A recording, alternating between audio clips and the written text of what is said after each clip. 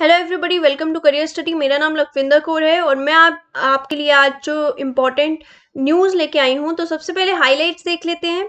तो सबसे बड़ा अनाउंसमेंट जो है वो इंडियन जो मिनिस्ट्री ऑफ डिफेंस है उसमें हुआ है कि अब जो है एडिशनल और जॉइंट सेक्रेटरी जो चार्जेस है उसमें अपॉइंट किया जाएगा इंडियन आर्म्ड फोर्सेस को। तो इसके बारे में डिटेल में जानेंगे। इसके अलावा DRDO की एक लैब है, तो उसके द्वारा आर्टिफिशियल इंटेलिजेंस जो है उसके एक्सरे के लिए एक टेक्नोलॉजी बनाई गई है जो कि बड़ी ही इजीली कोविड-19 को डिटेक्ट कर लेगा चेस्ट में। ठीक है, तो इसके बारे में जानेंगे। DCGI ने अप्रूव कर दिया है एक एंटी कोविड ड्रग जो कि DRDO के द्वारा बनाया गया है और इमरजेंसी यूज में उसको एक तरह से यूज किया जा सकता है। और 42 IAF एयरक्राफ्ट है, वो अलग अलग जो ऑक्सीजन एयरलिफ्ट करना है या ऑक्सीजन कंटेनर्स को एयरलिफ्ट करना है, तो 42 ऐसे IAF एयरक्राफ्ट हैं जिनको कोविड-19 पेंडेमिक के ड्यूरिंग जो है वो यूज किया जा रहा है।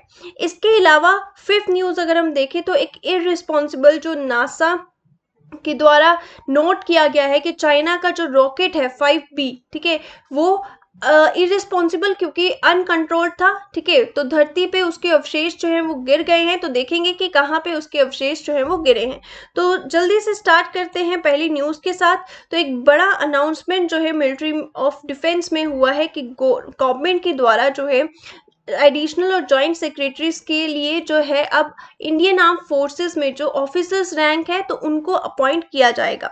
तो इसमें डिटेल में जानते हैं। तो अगर हम बात करें तो इंडियन आर्म फोर्सेस के की जो ऑफिसर्स हैं उनका फर्स्ट टाइम अपॉइंटमेंट होगा एज अ एडिशनल सेक्रेटरी और जॉइंट सेक्रेटरी। ठीक है, तो अगर हम बात करें तो अपॉइंटमेंट कमेटी ऑफ कैबिनेट जो है उनके द्वारा जो है अपॉइंट किया गया है फिलहाल लेफ्टिनेंट जनरल अनिल पुरी को as a additional secretary in the department of military affair. और इसके अलावा जो एज अ जॉइंट सेक्रेटरीज हैं वो मेजर जनरल केन रायना, रेयर एडमायरल कपिल मोहन धीर और air vice marshal Hardeep Bains. तो इन तीनों को एज अ जॉइंट सेक्रेटरी जो है अपॉइंट किया गया है। ठीक है, और इसके अलावा अगर हम देखें तो ये एक हिस्टोरिक और लैंडमार्क इवेंट है, मूवमेंट है। इसका रीजन क्या है कि इससे पहले ऐसा नहीं होता था। डायरेक्ट जो डिफेंस मिनिस्ट्री है तो वहां से जो फाइल्स है जो भी कार्यभार होता था वो डायरेक्ट सेक्रेटरी के पास जाता था। तो अभी जो है उसको डिवाइड कर दिया है एडिशनल सेक्रेटरी और जॉइंट सेक्रेटरी में। तो उसमें अलग अलग अपॉइंटमेंट्स कर दिए और अपॉइंटमेंट भी इंडियन आर्म्ड फोर्सेस के द्वारा किए ऑफिसर्स को अपॉइंट किया गया है। तो इसका इम्पैक्ट क्या पड़ेगा, क्योंकि उनको उस चीज़ के बारे में ज़्यादा बेटर नॉलेज होगी तो ज़्यादा बेटर डिसीजंस जो है वो उनके द्वारा लिए जाएंगे। ठीक है, तो इसमें जो इम्पोर्टेंट जो इसमें सर्विसेज रहेंगी बेरिंग कैपिटल एक्विजिशन। ठीक है, और इसके अलावा जो टेरिटोरियल आर्मी है तो वो इसमें इंक्लूड नहीं है, इंडियन आर्म्ड फोर्सेस के ऑफिसर्स को ही किया जा रहा है। तो एक जॉइंटनेस जो है वो बनी रहेगी तीनों फोर्सेस में, आर्मी में, नेवी में या एयरफोर्स में। तो जॉइंटनेस का काम जो है ये करेगा। ठीक है, तो ये इंपॉर्टेंट न्यूज़ है जो सभी को पता होनी चाहिए। इसके अलावा ये प्रोक्योरमेंट, ट्रेनिंग, स्टाफिंग, ठीक है, तो इन चीज़ों के ऊपर भी फोकस करेगा mainly. Let's come to the next page. It is also responsible for facilitation of restructuring of military commands. ठीक है, तो उसमें क्या यूटिलाइजेशन हो सकती है रिसोर्सेज की, कैसे ऑपरेशंस हो सकते हैं, तीनों सेनाओं के बीच में एक कोऑर्डिनेशन जो है वो कैसे बनाया जा सकता है। ठीक है, तो इस तरह से अलग अलग जो एक होना चाहिए, एक कोऑर्डिनेशन जो है वो होना चाहिए। इंडिजीनियस जो हमारे देश में बन रहे इक्विपमेंट को कैसे बढ़ावा दिया जाए, तो ये सारी चीज़ें जो है वो वन बाय वन, क्योंकि वो उसी फील्ड में होंगे तो अच्छे से जो है उस चीज़ के ऊपर वर्क कर पाएंगे। नेक्स्ट न्यूज़ की अगर हम देखें तो नेक्स्ट न्यूज़ में DRDO का जो सेंटर है आर्टिफिशियल इंटेलिजेंस एंड रोबोटिक्स के द्वारा एक डेवलप किया गया है आर्टिफिशियल इंटेलिजेंस, जिसमें वो डिटेक्ट कर सकते हैं चेस्ट में चेस्ट का एक्सरे करके कि कोविड-19 का क्या इफेक्ट जो है वो पड़ा है। तो अगर इसमें हम डिटेल में देखें तो ये जो टेक्नोलॉजी आर्टिफिशियल इंटेलिजेंस जो इन्वॉल्व किया गया है चेस्ट एक्सरे के लिए, तो उसका नाम जो रहेगा एटमैन एआई रहेगा, आर्टिफिशियल इंटेलिजेंस। तो डीआरडीओ सेंटर जो है आर्टिफिशियल इंटेलिजेंस एंड रोबोटिक्स के द्वारा ये बनाया गया है और इसका सबसे ज़्यादा फ़ायदा होगा क्योंकि ये कम समय में और इसके अलावा जो है बहुत ही इजी है, एक्सेस करना बहुत ही इजी है।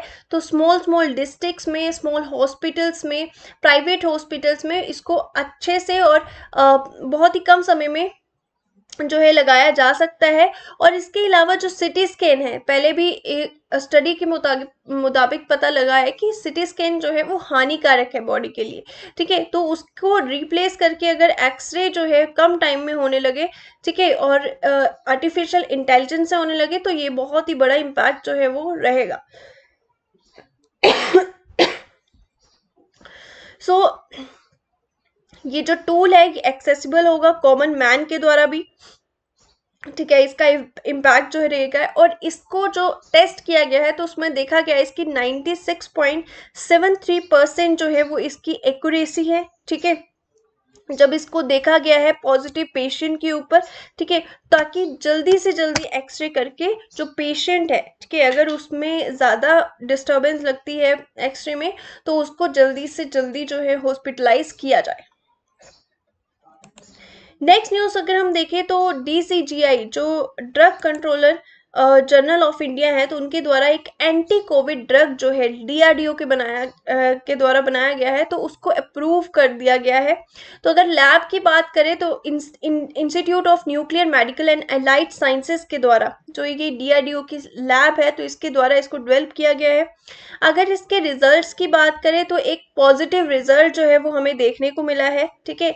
अगर पॉजिटिव पेशेंट्स के ऊपर इसको टेस्ट किया गया है तो उनका रिपोर्ट जो है इसको लेने के बाद एक तो रिकवरी हुई है हॉस्पिटल से, और सेकंड जो है उनका जो सप्लीमेंटल है ऑक्सीजन डिपेंडेंसी है वो कम हुई है, ठीक है। तो ये हमें टेस्टिंग में देखने को मिला है। तो ड्यूरिंग द इमरजेंसी टाइम हम इस ड्रग को यूज कर सकते हैं। तो ये drug controller general of India के द्वारा अप्रूव कर दिया गया है। 42 एयरक्राफ्ट जो है वो डिप्लॉय किए गए हैं ताकि कोविड-19 रिलीफ जो पैंडेमिक चला हुआ है तो उससे लोगों को हेल्प हो सके, जो ऑक्सीजन की कमी हो रही है ट्रांसपोर्टेशन में। ये जो मिलिट्री है या फिर एयरफोर्स जो एयरक्राफ्ट हैं वो बहुत ही हेल्पफुल जो है हो रहे हैं। तो 42 ट्रांसपोर्ट जो है एयरक्राफ्ट को यूज किया जा रहा है, जिसमें 12 जो है वो हैवी लिफ्ट है और 30 जो है 30 जो है वो मीडियम लिफ्ट एयरक्राफ्ट है, ठीक है। तो टोटल 42 को जो है डिप्लॉय किया गया है, ठीक है, जिससे एक तो वो क्या कर रहे हैं ऑक्सीजन कंटेनर्स को एयरलिफ्ट कर रहे हैं और जो बाकी कंट्रीज से ऑक्सीजन आ रही है तो उसको लेके आ रहे हैं। जो मेडिकल ऑक्सीजन ट्रांसपोर्टेशन हो रहा है वो हो रहा है उनके द्वारा। तो एक तरह से अगर हम देखें तो बहुत ही बेनिफिट जो है और बहुत ही कम समय में, क्योंकि आप देख रहे होंगे कि कोई हॉस्पिटल के पता लगता है कि वहाँ पे ऑक्सीजन खत्म होने वाला है, तो एक कम समय में जो है इनके द्वारा एयरक्राफ्ट के द्वारा जो है कम समय में ऑक्सीजन मरीजों तक पहुंचाई जा रही है। और इसके अलावा जो है 98% जो इंडियन एयरफोर्स है तो उनके पर्सनल्स को जो कोविड-19 वैक्सीन का फर्स्ट डोज है वो मिल चुका है और 90% ऐसे हैं जिनको सेकेंड भी मिल चुका है। तो बहुत ही जल्द ये 100% जो है वो अचीव कर लेंगे। नेक्स्ट अगर देखें तो एक अनकंट्रोल्ड जो चाइना का रॉकेट था, ठीक है, 5P, तो वो उसका डेब्रिज जो है जो उसके अवशेष थे तो वो धरती पे गिरने थे। तो ऐसा डिटेक्ट नहीं था पहले कि कहाँ पे गिरेंगे, कैसे गिरेंगे। तो हाल ही में कल ही जो है उसके अवशेष जो है वो गिर चुके हैं धरती के ऊपर, ठीक है। तो ये बिल्कुल अनकंट्रोल्ड हो गया था चाइना की तरफ से। 21 टन का ये रॉकेट था, ठीक है। तो ये इंडियन ओशन में लैंड किया है, पहले ऐसा अनुमान था कि शायद लैंड एरिया में गिरेगा तो बहुत ही नुकसान होगा, बिल्डिंग्स को नुकसान होगा, लेकिन हाल ही में जो है ये इंडियन ओशन में जो है गिर गया है, ठीक है। इसके अवशेष जो है इंडियन ओशन में गिरे हैं, तो कोई जान माल नुकसान जो है वो किसी भी कंट्री को नहीं हुआ है, ठीक है। मालदीव्स के पास ये गिरा है। तो 5P ये रॉकेट था, ठीक है, जो स्पेस में अनकंट्रोल्ड हो गया था। तो आपको पता ही है चाइना जो है अपना स्पेस स्टेशन जो है बनाना चाहता है, तो ये उसने जो है रॉकेट भेजा हुआ था, ठीक है। तो इससे पहले भी उसने बहुत सारे ऐसा कुछ रॉकेट भेजे हुए हैं जो कि अनकंट्रोल्ड हो जाते हैं, ठीक है। तो ये चाइना के लिए अच्छा नहीं है, ठीक है, और बाकी कंट्रीज के लिए भी नहीं। और पहले ऐसा डिटेक्ट किया जा रहा था कि ये अरेबियन पेनिसुला में गिरेगा, या फिर ऐसा डिटेक्ट किया जा रहा था कि न्यूयॉर्क में गिरेगा, चाइना में गिरेगा, लेकिन ये अच्छी बात हो गई कि ये समुद्र में ही गिरा, ठीक है, ओशन में ही गिरा, तो किसी को किसी तरह की हानि जो है वो नहीं हुई, ठीक है। तो आज की न्यूज़ हमारी यहीं पे खत्म होती है। Thank you so much. I hope कि आपको अच्छा लगा होगा। तो लाइक एंड शेयर ज़रूर कीजिएगा, चैनल को सब्सक्राइब करना मत भूलिएगा।